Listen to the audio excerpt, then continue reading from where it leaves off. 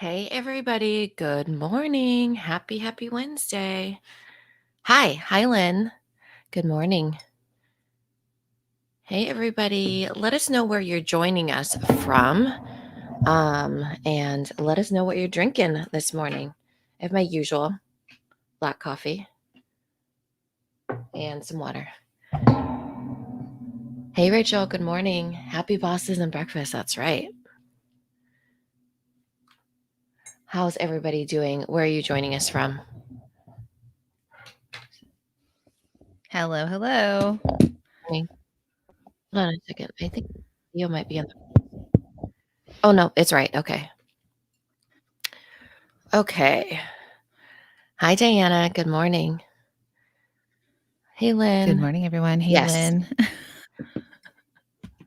West Can you hear Palm me? Beach. Yeah. Okay. Good morning, New Jersey. Where are you in New Jersey? Strawberry chocolate tea, Anne Marie. That's delicious. Huh. I never heard of that kind of tea. And Kristen in New York. I cannot wait, Mina, for this pandemic to lift so that we can all see each other. So I can see all my New Jersey, New York, Connecticut, Pennsylvania, tri-state people, Yeah. and then everywhere else in the country and the world. So I'm so excited. Same. It's been a lot of being in Iowa. That's for sure. Hi, Adriana. Good morning. Hey, Christina. Hey, Ashley. Good morning. Okay. So, as you can all, while you're here with us, as we're waiting for everybody to come on. Hey, Amanda. Good morning. We have a lot of Florida people this morning. Whoop, whoop. Whoop, So whoop. whoop, whoop. Yeah, I feel like Florida. I feel like I want to get somewhere that's like Florida, more feeling warm. Here it's still like, Alexa, what's the temperature today? You just set off everybody's.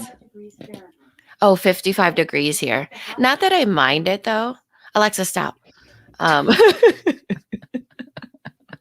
Not that I mind it though, but it's still only 55. I just want the option to go somewhere more beautiful than this. Man, it's like so hot. Summer, Meanwhile, I'm yeah. like, oh, I want to feel the heat on my skin. Are you ready to go on Instagram? Yeah.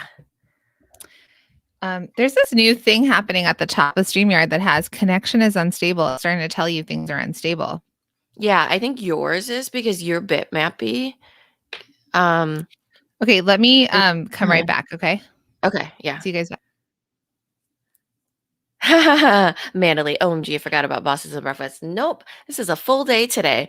I don't know if you guys use, I know I just said her name, Alexa, for your calendar, but you can ask her what's on your schedule every morning. And so this morning I did that. I asked her what's on my calendar, and she's like, you have 10 events today. I was like, oh, but some of them were duplicates. So it was more like 5 events, but still. Um, yeah. So in the morning when I'm getting ready, I'll ask her what's on my calendar. You can also tell her to start your day, which is another thing that you can do. The world is unstable. It certainly is. Oh, it looks better, actually.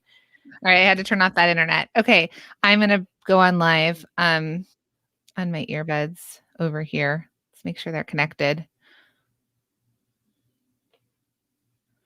Okay. It's like I have to think which ear, which headphone.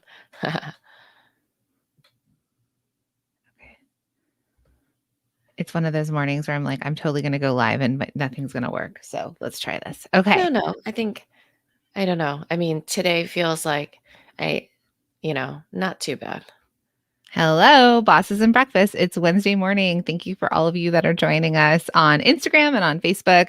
Today's gonna be a good day, groovy day, a groove day. Okay, there we go. You got it. Yeah. Yeah. So we've got some fun things to talk about today. We're really excited. I'm gonna wait for Mina to join as usual. I see her.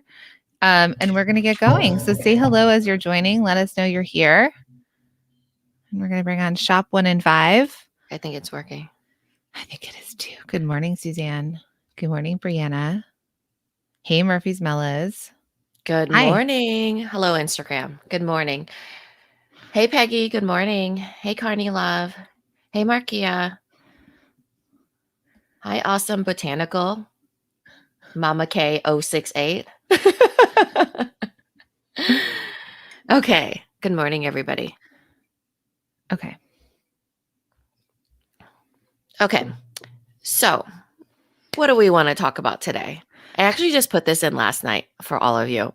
I don't know if you, for all of you that are in Instagram, for all of you that are on Facebook, if you watch Jacqueline's stories last night. And I thought this would be a great conversation to have on Bosses and I Breakfast. agree. And I was actually, you guys, I took 3 naps yesterday. I've been having really bad sleep since like Sunday, just lots going on.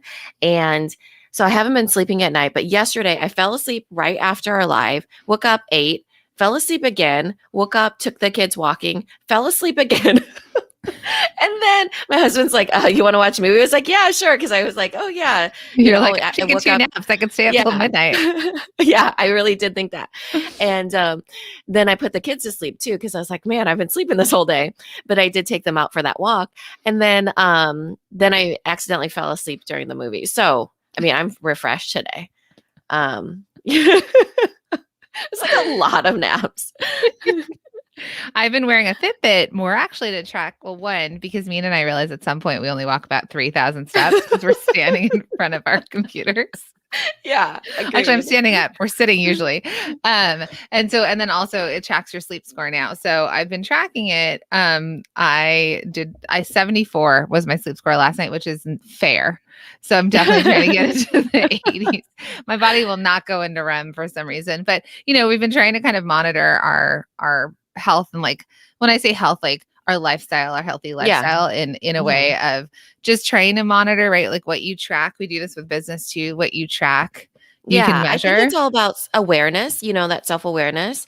So it's like even awareness of your numbers in business. That's super easy for us, right? We're always talking about numbers, but our numbers when it comes to like personal life, where we actually should be thinking about how many cups of water do we drink a day? How many steps do we get in a day? How many hours of sleep do we get in a day or a night? Coffee's water though, right? I count it as half. Kidding. I still count it as half. Totally kidding for all my health people out there. Like, no, you need to drink water. Yes, I have this thing. Mina has this like gigantic, like half gallon water thing. But Yes. So last night, my story about that was I was out walking when I saw that story from Jacqueline, and I was like, I should put this into. We So the have like story- little notes. The story about she's talking about really fast is Mina and I have the opportunity to become seed investors in a large business that's in like its first round of funding. It's a product business. It's with really big influencers. And so it was something that we had this option of. And so yesterday I was like signing the paperwork, and I was in bed being like a big boss lady. I was like, okay, I'm Meanwhile, in bed. I was up from my second nap walking around. Don't worry, I got it. So I'm doing that. And then I started talking about like Mina and I had never ever thought about investing ever as being, I don't think we had like, how do I say this? Okay. So a lot of times this conversation happens amongst men. My brother, who's 5 years younger, I asked him, Mina asked her husband, they knew all the information. Yeah. And we were well, when we first were talking about it, I was like, we're thinking about doing this. And my husband's like, well, don't you have to be accredited? I was like, oh, I don't know. Like, credited. literally know nothing about it. And he is interested in that. So I think there does require some sort of interest, like with your brother too, where my husband will watch videos about investments, whereas I don't find any interest in it until it pertains to something I want to do, obviously. So that's what we're talking about in terms of the story. So I was talking about the fact of like kind of building wealth to become like at the level of having the opportunity to invest in things like whatever that ends up being, and then really talking about your business as your vehicle to your dream life. So whatever that looks like for all of you, but I prompted everyone to kind of say, like, get dreamy. Like, what would you do if you built wealth, right? Like, if your business helped you build wealth. And so that's what Mina's talking about right now. Yeah, and I think that every stage you are in life, you'll have investments that you have to decide upon. So it really is about thinking about wealth and investments, because when you're thinking about any sort of investment and getting dreamy and talking about it, I think that we all need to talk about it, but there is a progression to it, right? You can't just out the gate invest in seed, being seed capital, for example. Right. But you have to gain the knowledge along the way. So us kind of opening up the conversation, I think will help all of you as even if you're beginning in your journey, you can make decisions on what your future could be, on how to get dreamy, on understanding what wealth means to you and your future, because I think it means very different things for different, for everybody. But I do think that we don't know what we don't know. So us being able to talk about it can put us all in a mind frame, like framing our minds in a way that we've never done before. Like with myself and Jacqueline, as we moved along in our journeys, we had to decide whether or not to invest in ourselves, outside of traditional education, right?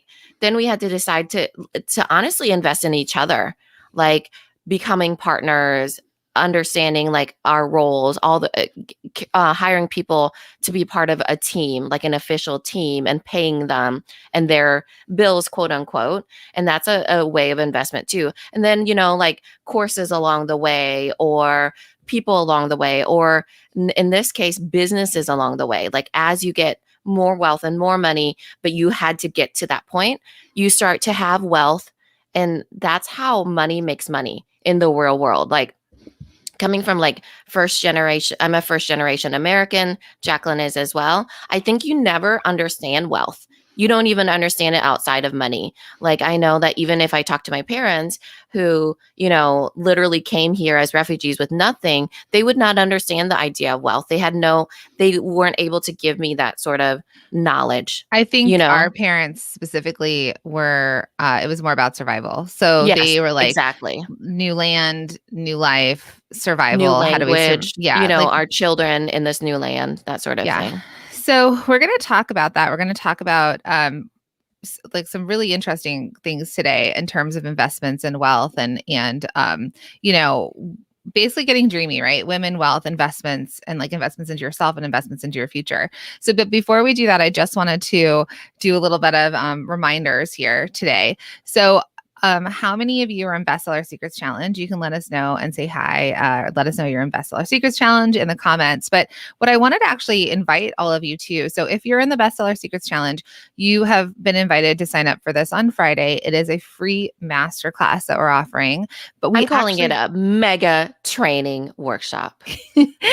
um, don't. But for all the rest of you, if you decided not for whatever reason that you're not going through the Bestseller Secrets Challenge this round, or you're just here and you're just finding out about it, I'd love to invite you all. Instead, also we are also offering 4 additional of these mega workshop trainings that Mina's saying. They're so much fun because we actually work through it live with you. Mhm. Okay. So it is this Friday and this Saturday. And what we're going to do is we're going to teach you how to grow a profitable product-based business without spending 1 single cent on ads. And we're going to share 3 secrets that we've seen our multi-six-figure, which is at like 100,000, up to $1 million businesses, to our $1 million businesses, implement into their businesses. And we're actually going to help you walk away with a plan. So in this free workshop, we're going to walk through it, and you're going to actually really be able to identify what you want to focus on in your business. And as you leave, you're going to like, ooh, I know what I'm working on, right? So the times, so Sarah, if you wouldn't mind putting the link into both. Yep, she did it. Okay. So it's theproductboss.com/profit. That's the free workshop, and it's this Friday and this Saturday. There's multiple times to sign up for a time that works for you and your business. And we're gonna hang out and we're gonna have fun and you're gonna learn a lot. So, and then if you're in Bestseller Secrets Challenge, remember, sign up for Day 5 Live. So that's in the group, that's in your emails. It's the best of the best of the best. A lot of you have taken it in the past. Come back, you learn something new every time.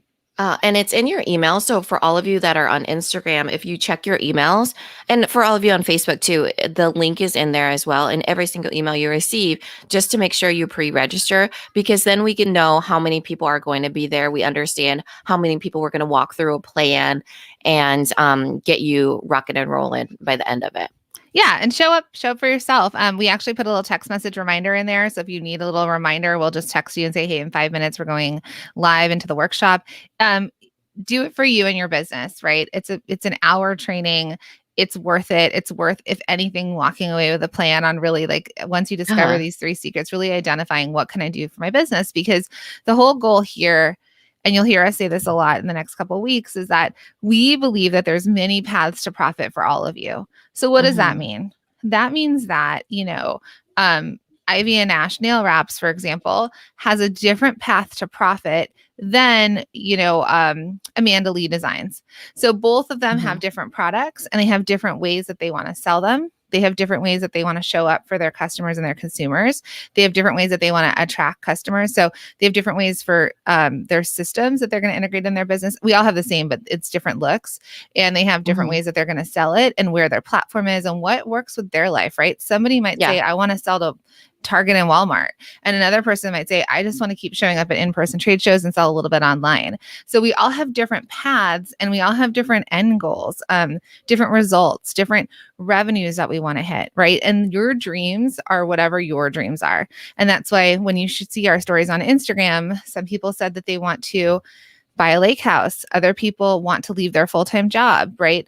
Mhm. So it's different for all of us and that's okay. And we're here to kind of help you on that journey by helping your vehicle be not your vehicle, your business be the vehicle to your dream life. Yeah.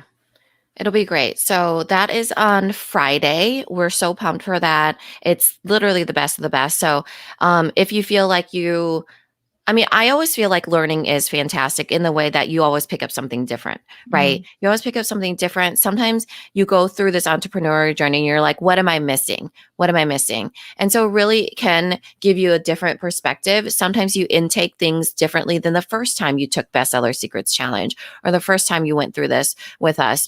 So I think it's just a great way for you to um, uh, even change your business in a small way, but even up to a big way. So make sure that you sign up, and that is in your emails for all of you that are signed up for.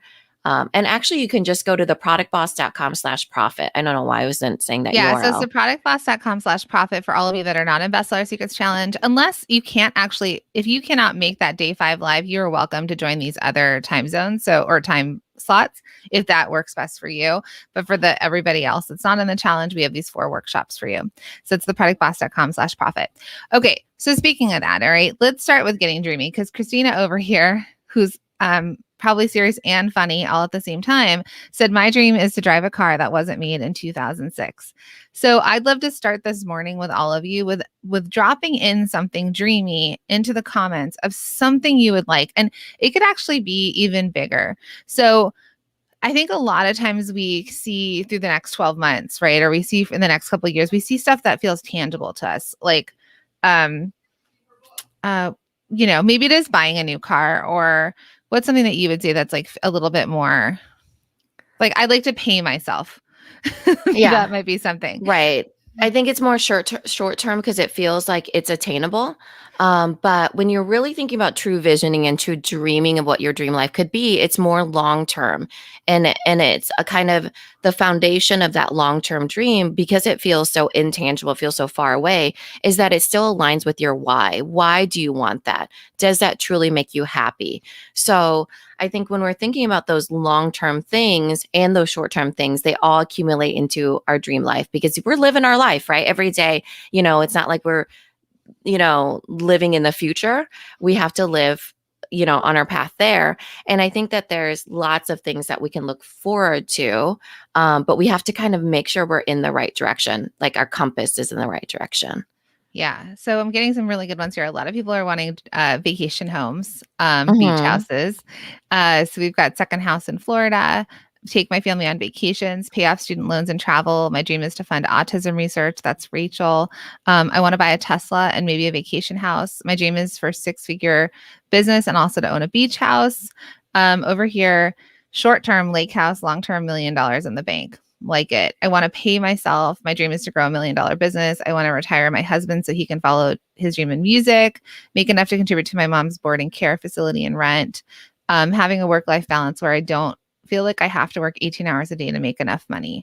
Lots of beach Hmm. houses. We all need to get a row of Product Boss beach houses. I know. And then Diana said she wants a lake house anywhere but Florida. Meanwhile, I'm like, oh, I want one in Florida. But that's the thing, right? Like we all, and then what that house looks like and what that amount of money is, or what that, like California is so expensive. It's the craziest thing, you know, like, Yeah. so like a, you Well, they have know, that millionaire tax, right? I don't Don't know. they? Yeah. So that's why everybody's like fleeing I know. California amongst other Run reasons. to the hills. But the idea, right, is like the question is, what if we get dreamy and your business is the vehicle to your dream life, right? Like you're able to make money in your business and grow this business. What would be something dreamy that you would want at the end? So I think a lot of times we go with, I love those of you that want to give, right? You want to give money. A lot of you want to stabilize. A lot of you have something extra you want to add, right? And I talked about that with a Chanel bag. I worked for 15 years, painted on my wall in my office, Chanel ain't gonna buy itself. Okay. Because before I had kids, that was my motivation. I Yeah. wanted a Chanel bag. And to me, that was something, it was like a status thing. It meant that I could afford it, right? I wasn't going to put it on a credit card. And Mina and I had a conversation about it actually at the beginning of last year, where she's like, I still was like, I want a Chanel bag. She's like, you could go buy yourself a Chanel bag. You can have a Chanel bag, She's like, right? go do it. And I was like, Yeah. oh, because there's always something else, right? There's always something else that you feel like your money could be assigned to. And it's 100% true. But sometimes for some of us, right, it's something little that if you can treat yourself to something that is important to you, even. And how this started was working with my life coach, for example. She's like, go buy something, like go buy the most expensive chocolate bar at Mhm. the grocery store. She's like, if you like chocolate, go buy an $8 or $12 chocolate bar, something that feels like lavish and is important. So I would tell all of you that too. Like when you have a win, it could be as simple as a chocolate bar. It could be as simple Mhm. as like, I'm going to go, get the extra Gas large station smoothie. champagne. Yeah. I'm gonna have someone else fill up my car. Yeah. Like you can find something that's little, that's not gonna break the bank, but that makes you feel like the effort that you've put into your business is paying off. Because I know a lot of you are probably not paying yourself, or paying yourself what you should, that you would, like if you worked for someone else, that you could be making. So I think the first little step to your dream life is letting yourself dip into something that feels a little bit more extravagant. I'm not saying it's a Chanel bag, but I'm saying it's something for Mhm. all of you. And then as you do grow your business, one of our masterminders that's in the 7-figure range, when she does hit really big goals, that is something she does. She goes and buys herself a designer bag. That's important to her. Another Mhm. person goes on vacations. So as you start to hit that revenue level, it's like you can do things that are for yourself. And then as you start to feel more comfortable in life a bit, maybe as you're making more money, you're starting to realize you can pay your bills. You're realizing that you can go to Target and not look at like the receipt every time that you check out. Then the next question, if we get even more dreamy than that, is what else? Do you want to Mhm. become an investor? Do you want to invest in real estate as property that you're going to make money on, right? Like, how do you start to have multiple streams of income for yourself personally outside of your business? And that is in the way of like women really starting to get educated on wealth and growing wealth and maintaining wealth and making investments. And I think that conversation is just not had enough amongst us as women. Yeah, for sure. I think that what I like about the first step of getting dreamy is that it allows you this space to be able to dream without judgment. And I think that we all need that in life to keep going, right? We need to be able to dream without even the judgment of our spouse, right? Like, what can we do for ourselves that feels like something good? There's often times where, like, do you need that coffee? You have coffee at home. Do you need that spa day because you have a membership to, you know, Massage Heights, right? This is like a conversation of my husband and I, right? He's like, I I'll just rub really your shoulders. no, I already have like massages every month. I have a Yeah. membership, but I want to still have spa days, right? It's not practical for him, but it fuels my soul, right? So what does that look like for you that there's no judgment, right? Jacqueline has a whole bunch of bags. Does she need a Chanel one, right? So it's those things that you don't have the judgment of anybody else that, fills up your cup.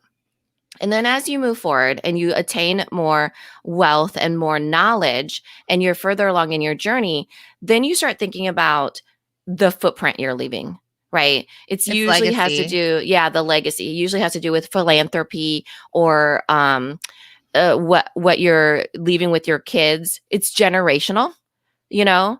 And so, but then in order to get there, it's like the thing that people do to get to that point, the real impact stuff, the generational stuff, not just, the one generation stuff, is that they invest. It's things that we never knew about or were privy to that other maybe generations of Americans knew about or men knew about, or, people who just grew up with financially savvy people that, took that knowledge, gave it to their children. Their children grew up and had that knowledge about investing, right? Mm-hmm. So I think that that's really kind of the stages you go into, is that but I do think that it is important. It's really important for you to even be dreamy in the beginning. Otherwise, it's never going the why is not going to align correctly. you Mm-hmm. know like you have to keep yourself going. It's like how, they say you take care of yourself first, like you put on your own oxygen mask, and then you can get to that point. Because if you try to jump too far in the beginning without kind of breadcrumbing the way for yourself, you feel like you're always behind. You feel like, I don't know enough. You feel like I'm not worth the investment. And so I think for all of you, that it starts with getting dreamy and knowing that it is possible for yourself, and that you are worth every little thing that gets you to that point. You know, chocolate bars, spa days, whatever it looks like in those first stages, and then it gets you to the point where you are gaining knowledge, gaining making investments, making sound decisions, whatever it is. And then you'll have more wealth to play with. It just does not happen overnight. Do not believe anybody that tells you that it happens overnight, because that's just simply untrue, you know? Uh, yeah, I know I talk about Juicy Couture a lot, and we talk about it a little bit in the Bestseller Secrets Challenge, but I had a pair of Juicy Couture denim jeans that I bought at Fred Siegel back in 2007. I'm like losing it on what years are years, because I'm like, is it 97? Like, what's seven? No, I no, no. know. And it's like, that's a 1997. decade ago. No, no, no. 1997. Okay, I was Yeah. in high school. In 1997, my mom took me to Fred Siegel, which is a really expensive store that all the celebrities shopped at in LA. And she let me pick out one thing, and I bought myself a pair of jeans. I didn't even know who Juicy Couture was, but I knew that these jeans were being sold at Fred Siegel, so they must be good. And I bought denim. How many of you knew that Juicy sold denim back in 1997? Because when did the tracksuits? When did we see the tracksuits? Somewhere J-Lo. around 99, Probably 2003, yeah, 2000. 2000. Yeah, I would Okay. say 2000. Yeah. The Juicy Couture matching velour sweatshirts, or sweatpants and sweatshirts that everyone matched, right? Like those matching Mhm. sets, which were And they actually got back the short sleeve, puffy sleeve, all the and sleeves and like the yeah, capri the and the hood. shorts, all of it. Yeah. Right.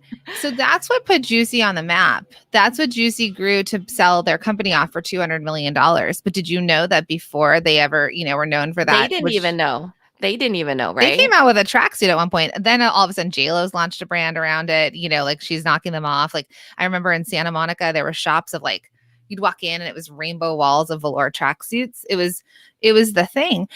So why I say that is that these two women started a business out of LA, right? They were running it for a long time.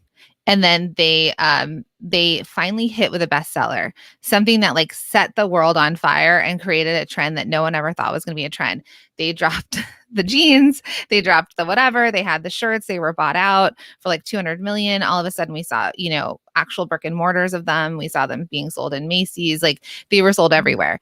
When did they start making their handbags, and when did they start making jewelry and all the other Juicy Couture products that we remember? Well, that was post being bought out for $200 million when a huge Yeah. company owned them.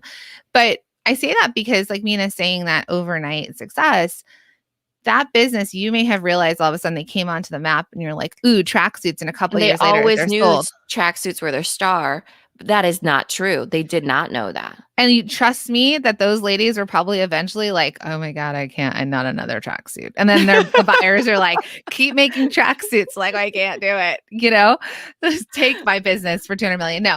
But the idea there is that what you're realizing is so much work gets done before people get put on the map. And then so much work is done after as well, right? As you're building the business and whatever you choose to do with it. So it is absolutely not an overnight success. People work. There's also, we really believe that everybody has a what do we unfair advantage. So Mhm. when we say that, what does that an unfair advantage means? It means it's something struck for you at some time that's different than someone else's. Yeah. Something simple. You Different, but everybody has it, yeah. right? So for me, I would say mine was that I really have been gifted the idea of the American dream, that I never felt like nothing was impossible, you know? So But that I was would say kind of your my other unfair unfair advantage.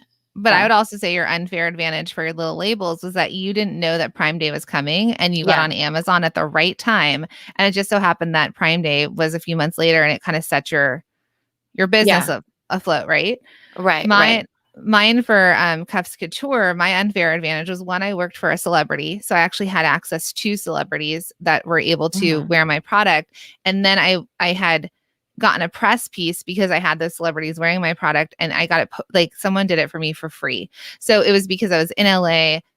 I had friends that were celebrities. I worked with for a celebrity. That was my unfair advantage. It's a different one than Mina's, right? Like hers was right time, Mhm. right place at some point Mhm. for her product. So each of us have something different that is Mhm. our quote unquote unfair advantage to somebody else because there was something that just kind of like pushed us into I something. think sometimes skill sets are unfair advantages. I really do believe that. Like, I think you grow up in certain ways that it might, like, for all of you that are thinking that I need a PR hit or I need, Jeff Bezos to do a Prime Day and then I'll have a momentum. We all have something, a skill or something in our journey that gave us an advantage. Another advantage of mine is that I actually knew a lot about commercial printing.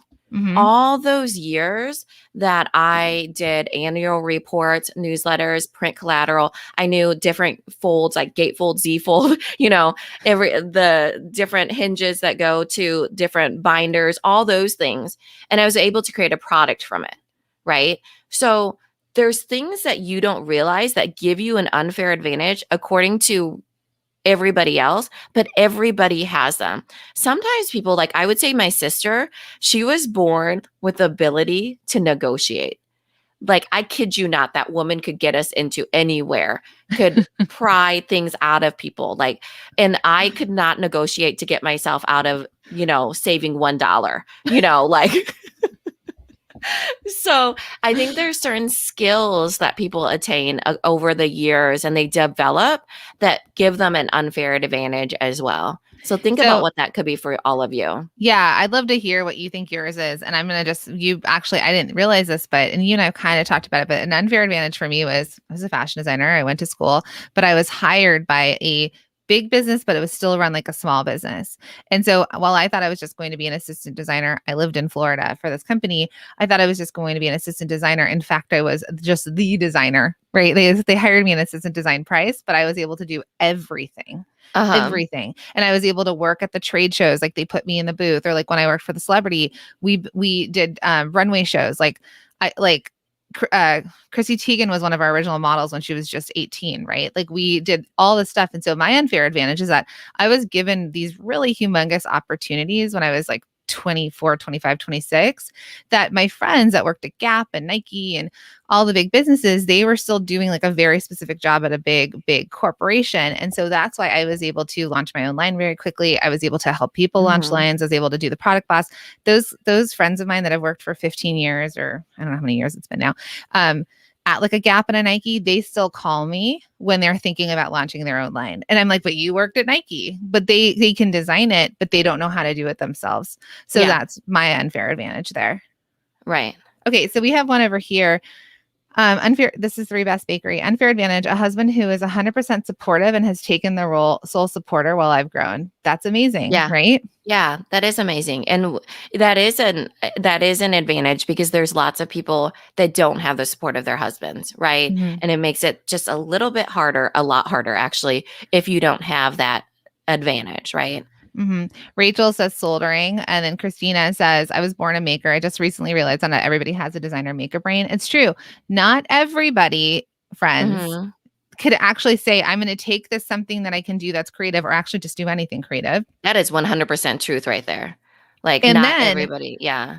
and then sell it for something and people will exchange money with you. Even if it's, you feel like you're not making enough sales, but you've made a sale, you've created a business, right? My father-in-law yesterday, my daughter, 5 years old, at the dinner table last night goes, Grandpa, what's your 2 favorite things to do in the world? We're like, what? Like, are you a podcaster now? Like Are interviewing? you coaching? Are you And then she's coaching, like, Willa? what are your 2 least favorite things to do? Like then we went around the table, we all answered. And one of the things he said was making glass. Like he knows how to blow glass. He knows how to do stained glass. He realized that, and he's in real estate. He works still.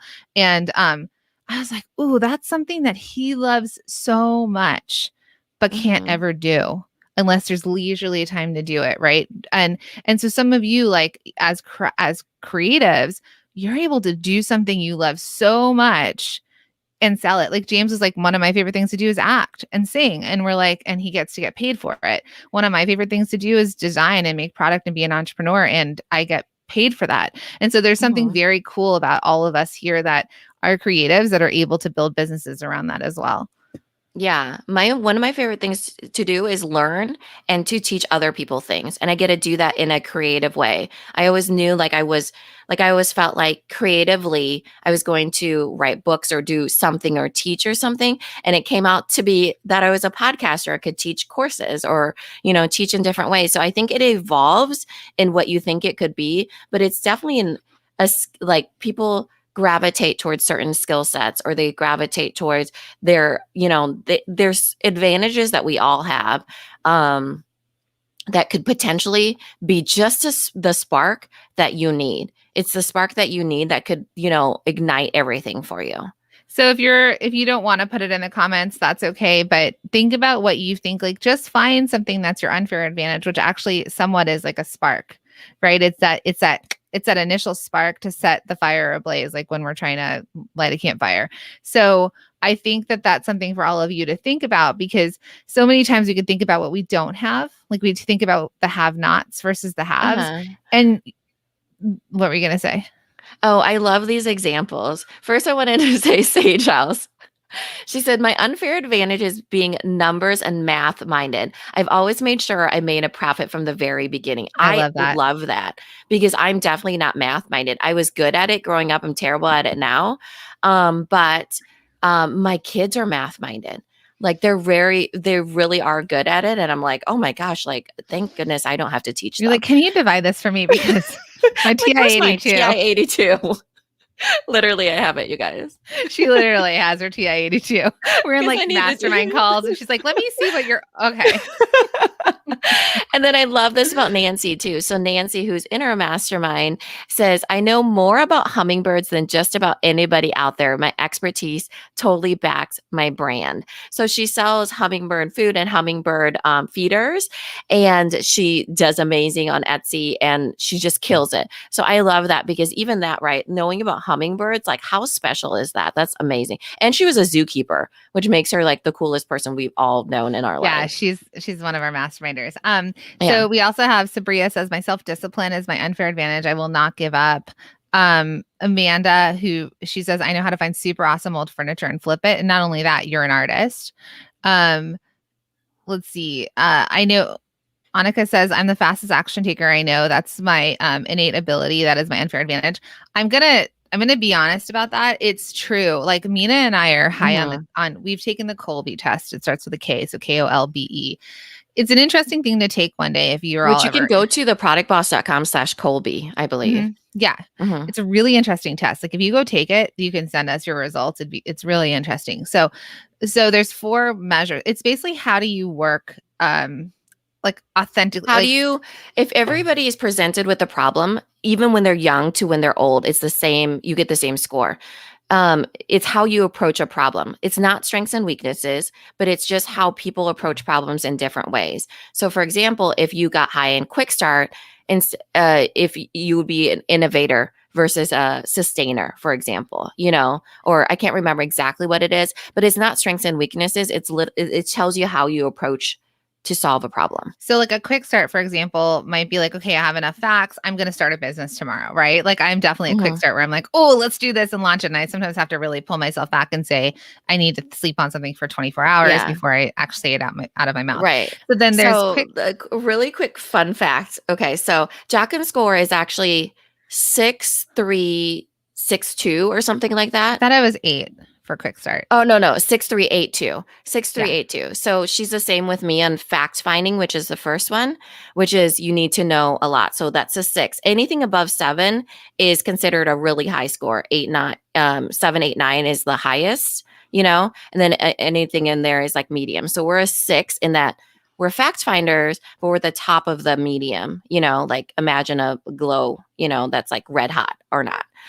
And then 7 is follow through, which means not that you have bad follow through. It means that for me, I systemize. So mine is 7 and really high. Jacqueline's is low. She's only a 3, but she just sustains. She fits into the system, right? She just manages it, sustains it. And then she's very high quick start, which is like you make really quick decisions. And I do too. I'm a 7 and she's an 8, right? And get this, you guys. My husband is a 2. on quick So on quick start. on quick start. But I want to explain it really fast. Mhm. So it's called the Colby Test. Go to theproductboss.com/Colby, Kolbe. We are jumping all over the place today with our conversation.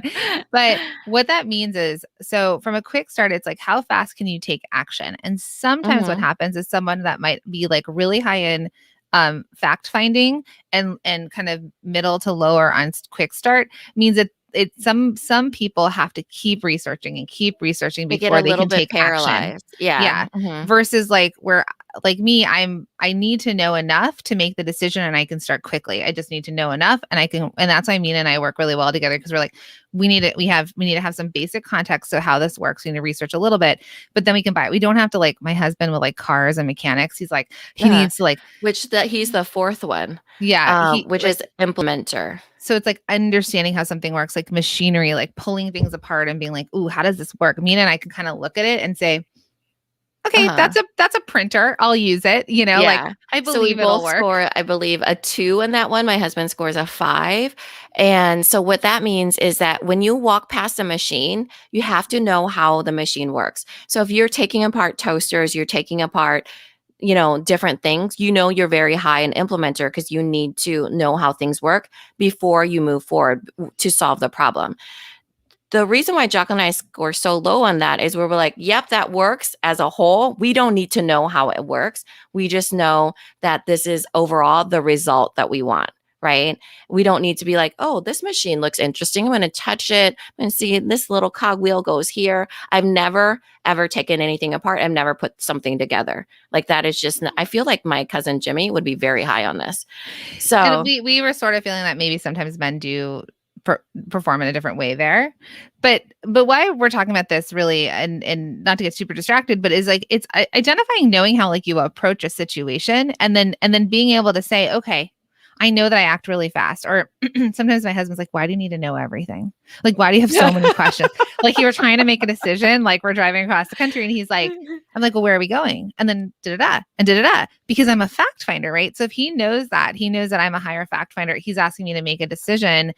I'm like, I need to know enough for me to be able to tell you, yes, that's going to work for me or not. But if you're just like, hey, we're going to drive here, I'm not going to just be like, yeah, let's do it. I'm gonna be like, I need to research this. I need to understand it. So it's called the Colby. It's theproductboss.com/Colby, Kolbe. If you want to take the test, it's really interesting. But then you can kind of sometimes you can identify some of the stuff. Like this is taken off of Annika, like spinning us in this direction. But she said she could take fast action. So that is something that she's probably a very high quick start, that she doesn't get stuck. She makes a decision and she's like, hey, I'm going to do this. But Annika and I yeah. are probably very similar in the fact that we're quick starts, that we might move too fast with decisions sometimes and then deal with I'm talking about me, not Annika, but then deal with like the repercussions after. Oh, I made this quick decision, but then what oh, now I have to do what, because I decided too fast. So I think when you know this Yeah. about yourself and you start to hone in, you can kind of understand how you approach situations. And instead of feeling like crappy about it, be like, no, that's how I approach situations. And then I Yeah. have to adjust for That's it. why I like the Colby is that so for all of you, we're talking about unfair advantage is you can just have those as your unfair advantages. And it's not strengths or weaknesses. For example, my husband and I actually got really high, both of us on follow through. And Jacqueline was like, you guys must get so much stuff done in your household.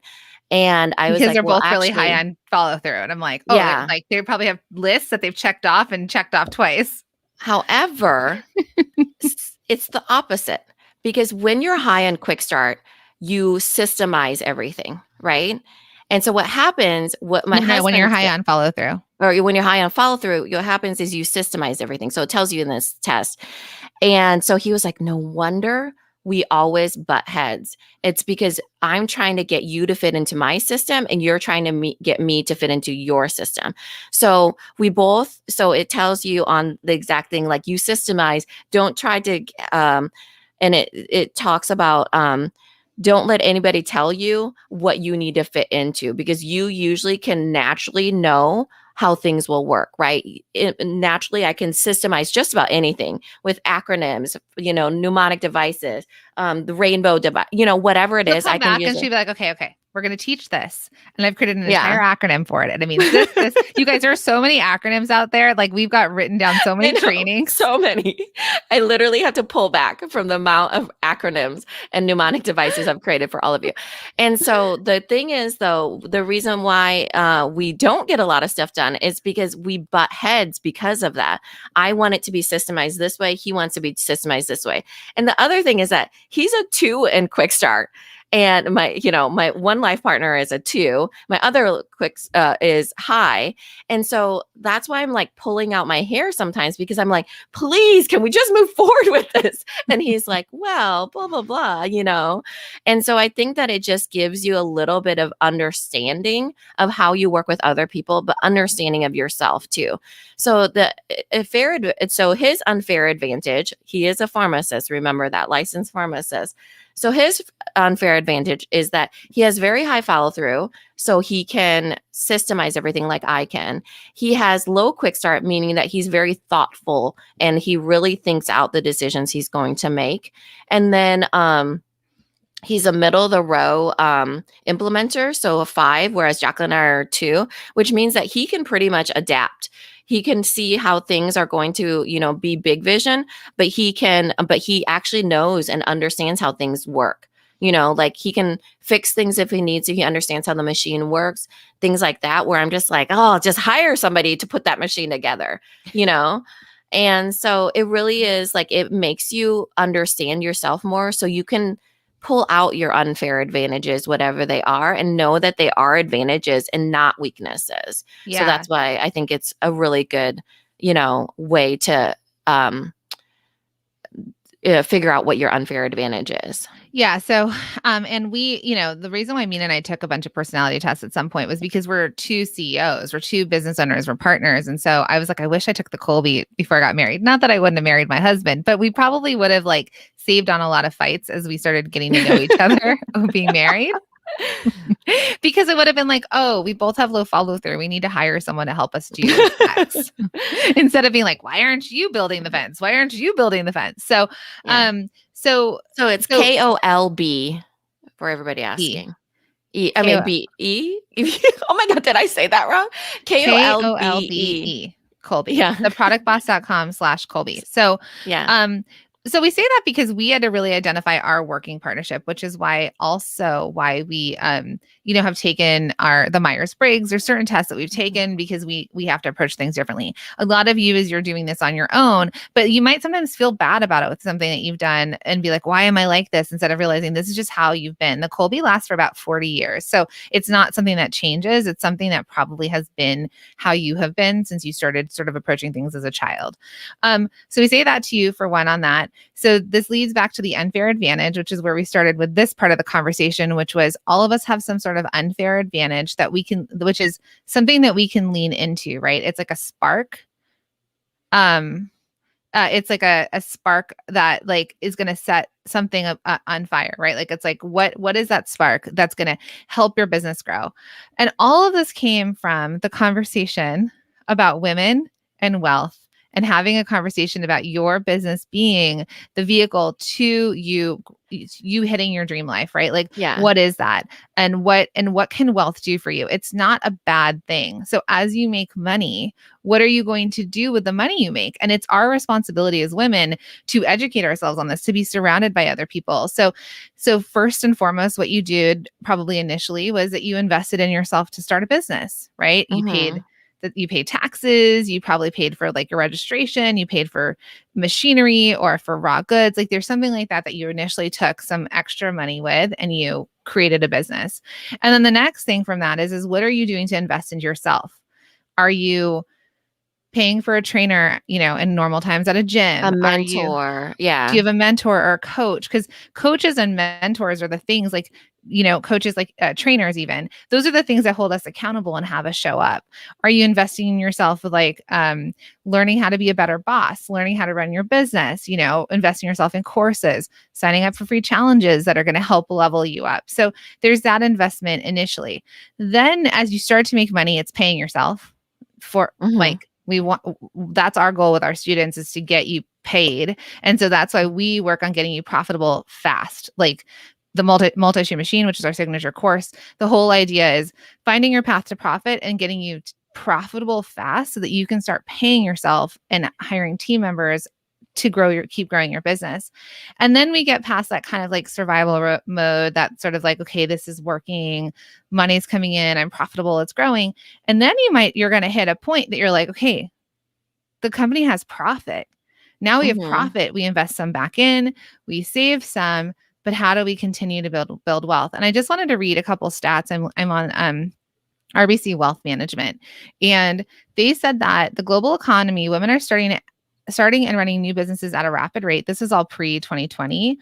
Women were majority owners of 9.9 million US businesses of all sizes, with more than 8.4 million employees back in 2012. Okay. So then they were saying that globally, women have held 30% of the wealth controlled by individuals or families in 2015. And then that was up 28% since 2010.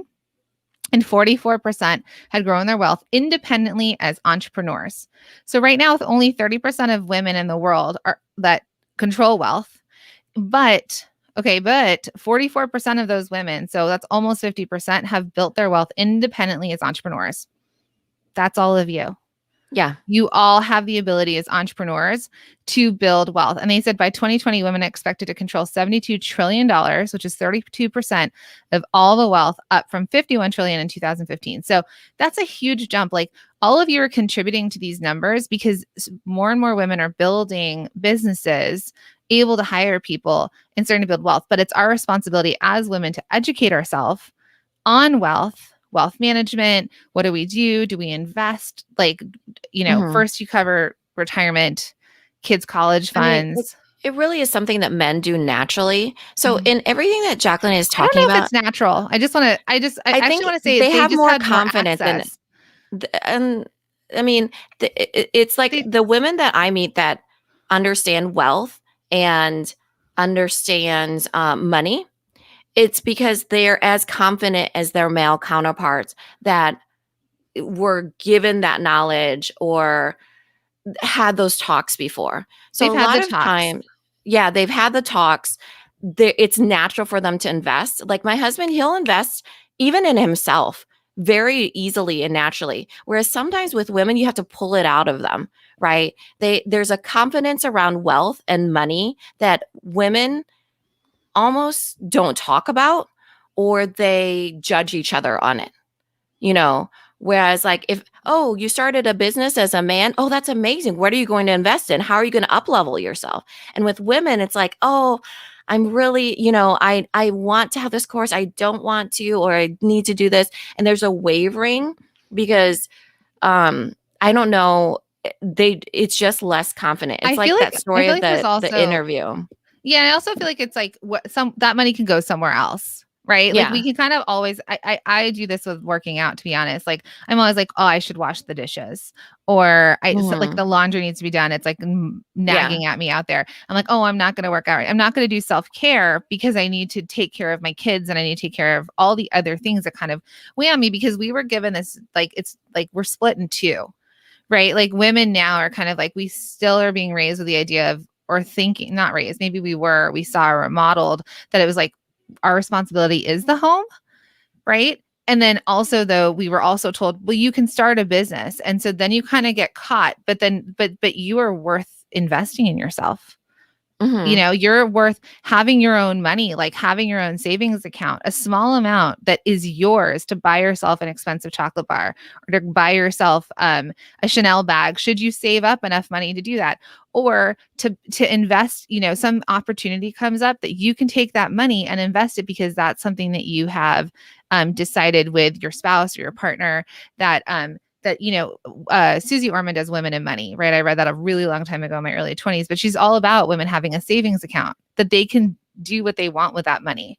So, yes, it's But choosing a or savings account not from their husband. So yes. there's these things that we have these roles and they're portrayed for us in that, women ask their money they ask for their money from their husbands and they go to Target and they spend it, right? And even with children, it's like the women usually have the role. Even in our $1 million businesses, women have the responsibility, either goes to them or they hire and outsource for it, whereas the men aren't like, who can I outsource this to, you know it's usually the women that, even if they're not doing it, you outsource it, right? It doesn't have to be your own hands washing those dishes, for example. But I think that men, for example, like there's this example we gave a long time ago of, so there's a job interview, right? A job posting. And a man will be like, ooh, I'm 80% qualified for this. I'm going to go apply. He's just more confident, right? I can figure it out, blah, blah, blah. And a woman's like, oh, she sees the same thing and she's like, oh, I'm only 80% I'm not ready for that. qualified for I this. need I'm not 20 ready. more Yeah. percent to I be need ready. 20 more. I need 110 more, blah, blah, blah. The same comes with money. I think that when men are like, ooh, I have, this amount and I'm just going to go confidently and start a business, a woman's always like, oh, I shouldn't, this money could go somewhere else, or I shouldn't do this or I shouldn't do that. She's kind of like, what more could I be doing before I'm ready to invest in myself, you know? And then it's like that point of, oh, I need to be this point before I deserve to be invested in. And that's not true, you Yeah. know? Yeah, we hear it all the time. People are like, "Oh, I'm just gonna just as an example, in our courses, for example, people are always like, when my business makes X amount of Mhm. money, I'm gonna invest into a course." How do you know that your business is gonna make X amount of money? Like, Yeah. could you get there faster with a little bit of help? Could you get there faster with support? If I got a trainer, could I Adriana, get there I think faster? it's 60%. She's like, I believe it's actually 60%. It's probably true. But right, Mhm. that says that's so me not applying because I don't meet every requirement, right? We're like, Mhm. we have to be perfect. We have to be the perfect fit to it instead of being like, I'll learn on the go. I'll figure this Mhm. out. But I want you all to realize that you've done this probably most likely as product entrepreneurs. You didn't know everything. Are any of you, Jamie Kern Lima or the women who sold off Juicy Couture when they sold their businesses for millions or billions of dollars? Mhm. No, they weren't either when they started. They also didn't know everything and they learned on the go, right? They invested in Still themselves. don't. Still don't, but they knew it. Yeah. They had some sort of unfair advantage. Like Jamie Kern Lima, she was a newscaster, right? She had more visibility. So she knew how to show up on video. And that's probably why she also ended up on QVC selling her product. She was comfortable on camera. I would tell you that's her unfair advantage right there. And her Mhm. husband ended up Yeah. being a partner. I don't know enough about her in that way, but I'm just saying that that's something she had. So we wanted to open this conversation up because we're going to, as Mina and I, and we're going to be completely honest, are building wealth, right? We've grown two very successful companies each. We both have another company and this one. And we're saving, we're investing into our We're retirement. learning. We We're don't know anything. I mean, it's we don't know literally like anything. Should that be a quote? we don't know anything about investing. And I think that us opening up this conversation will in a way lead the path for all of you, Mhm. that you'll be able to not make, the same mistakes or have the same learning curve, because we'll be able to open it up for you. Like, I hope that for my children, even that I've opened up things in their mind that they're like, oh, I even had these conversations, this possibility that puts them at a different advantage than they would have been without me opening up that same conversation, you know? So for all of you, as Jacqueline and I are moving through this, we're going to learn a lot. We're going to probably share quite a bit, but we want to have this conversation, not in the way of that we know everything, but in the way that this is a necessary conversation for all of us to have, especially as women who are, getting more wealth and leaving a footprint of being able to talk about this kind of stuff. And it's also very generational. So we have someone on Instagram that said, just got my first credit card with my own name, married for 29 years. So congratulations. That's There's amazing. also a generational thing, right? So we've seen probably if you're 45, 46-ish and above, like it's a little bit, and even from there too, like the partnerships of husband wife dynamic, let's call it specifically, is different than, probably the upper limit of millennial, right? Mina and I Yeah. are, we don't want to be We're millennials, like but we're like, Zennial. Yeah. yeah. We're And Zennials, then, which is and right in then, between millennial and Gen X. and then you've got people 30 and younger or early 30s where like the guys are totally fine not working and being home and house husbands and like be with their kids. And then the women are pursuing their careers. So like we're seeing it shift and it is different. But I want you all to no matter where you are generationally, find something one that you're going to just treat yourself with because you're doing this and like it gets really hard sometimes and you're probably still saving and screwing away like for the winter. But if it's an expensive chocolate bar, if it's a fancy coffee, if it's paying someone to fill up your gas, Eyelashes.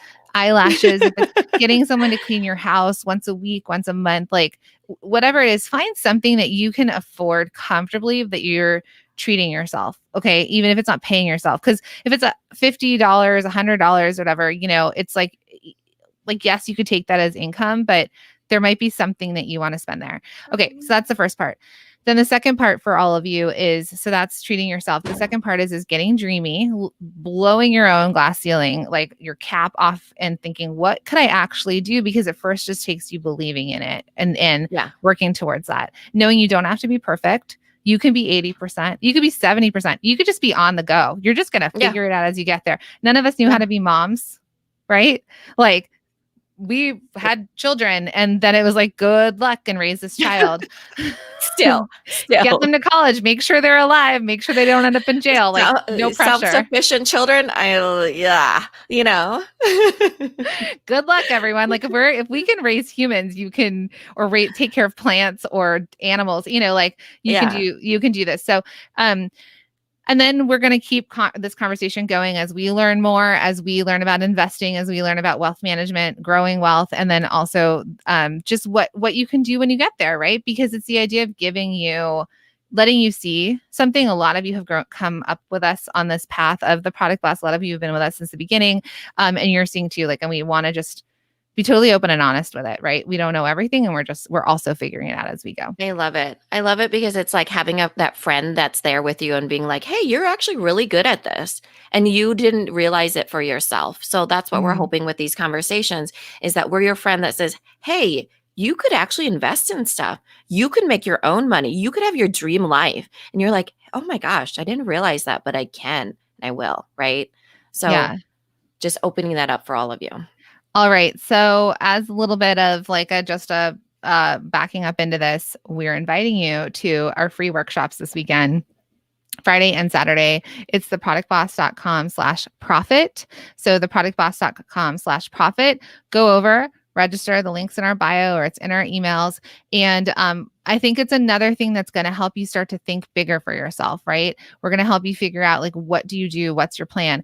And the doors are opening to Multi-Stream Machine on Friday. So if it's something that you've been on the fence about, if you are wanting to join, if you're ready to get profitable, right? If you want a clear path to profit, that's happening on Friday too, which we're really excited. We're so excited for the new students that are going to come in and change their lives and their business. So the workshops are the same.